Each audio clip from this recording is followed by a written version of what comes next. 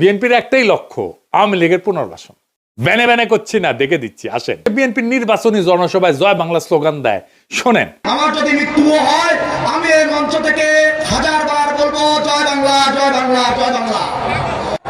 আমরা কি বাংলাদেশের জয় চাই না? তাহলে জয় বাংলা সমস্যা কি? মৃত্যু হইলেও নাকি কইবে জয় বাংলা। জয় বাংলা নাকি সবার স্লোগান।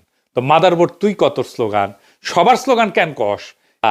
ওই যে আসাদ আসিফ নজরুল তারে অ্যাটর্নি জেনারেল বানিয়েছিল, সে কি কয় দেখেন কেমনে সে আওয়ামী লীগকে বাঁচাইছে, নিজে মুখে করছে, শুনেন। এই আওয়ামী লীগকে যখন 24-এর পরে, আগস্টের পরে নিষিদ্ধ ঘোষণা করার জন্য জামাত ইসলামের পক্ষ থেকে রিট পিটিশন দায়ের করেছিলেন, আওয়ামী লীগকে সারা জীবনের জন্য হাইকোর্ট যাতে নিষিদ্ধ করে। আমি অ্যাটর্নি জেনারেল ছিলাম। আমি দাঁড়িয়ে বলেছিলাম যে পিটিশন নিয়েছেন, যারা পিটিশন নিয়ে এসছেন, তাদের অধিকার নাই একটা আদর্শকে হত্যা করা।